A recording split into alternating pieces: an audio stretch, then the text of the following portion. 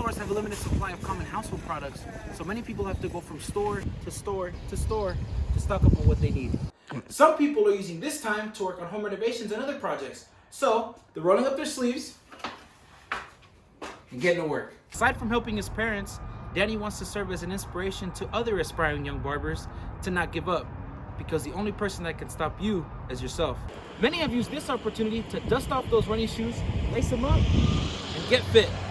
California voters joined the voters from 13 other states yesterday in the first big multi-state primary of this election season. We had a new way of voting, and well, it mostly ran smoothly except for the really long lines in Los Angeles.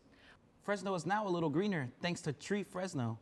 Since 1985, Tree Fresno has planted almost 50,000 trees. A lit Advent candle ended with a local church's sanctuary ruined. The one thing that Paul wants to drive home is to be careful of rumors, like that rumor that you can get it from your dog, or give it to your dog. You can't, that's a rumor. Another rumor, that package you just ordered that may have come from China will not get you sick. The virus can't live that long. It's time to talk about getting a job. Recruit the 99 Career and Internship Fair just ended. It offers students a chance to meet industry professionals and get a job. Gio Alvarado went to Andrew Jan's headquarters. Myra Franco went to Jerry Dyer's. We'll start there, where Myra has the reaction from the former police chief and his biggest supporters. Coming up in sports, we'll take a look at last night's game for women's basketball and where they're headed. They don't have me. Push in. One of the biggest arguments involving esports is whether it should be considered a sport. Yeah, absolutely.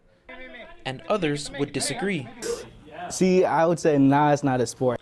But there's a case for both sides.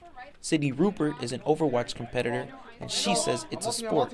I think it's a little bit different than sports where you use like your entire body. Mostly it's kind of like a mind game. So I guess like a brain sport, more similar to like chess or like other things like that. It's not so much like lacrosse or football, but it still does require a lot of mechanical skill. Aiden Avila also competes in Overwatch, but to him, it's just fun and games. I think like sports are more like actual physical activity. Like I would consider cheerleading a sport, all those other things, sports, football, basketball, typical, yeah. This is more, it's not like the same league of those sports, but it's like something of its own aspect. But the one thing all players can agree on is that the argument for whether it should be considered a sport is not that important. I know it seems like we're not really doing anything when we're just sitting there on a mouse and keyboard, but when people start playing, they realize that it's a lot harder than it looks. Before this varsity team was added to Fresno State, there was an intramural team. But now that they're backed by Fresno State, it has given them another route.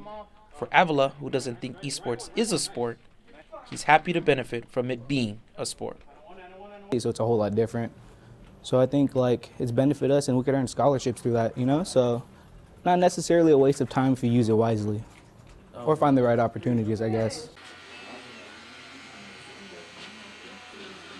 It takes many barbers years to get a chance to earn a chair at a barbershop, but for 15-year-old Danny Diaz de Leon, it only took a year.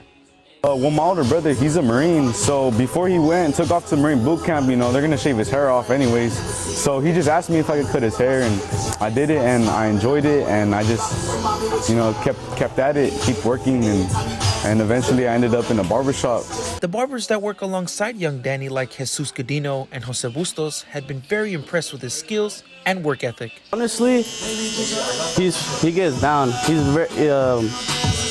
very good at cutting hair. He's 15 years old and he has clientele like if he were already doing it for like over 5+ years, you know? He gets down.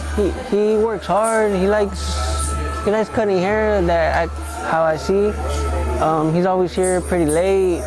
He comes and takes care of his appointments, and yeah, he's a good person to be around. But cutting hair is more than just a passion for Danny. It's a way to help his parents. It's not really about me, you know. I can really be helping out my parents, you know, helping them out now. So in the long run, you know, it helps them out even more. You know, it's honestly the little things, you know, that I just found out, you know, that could help, you know.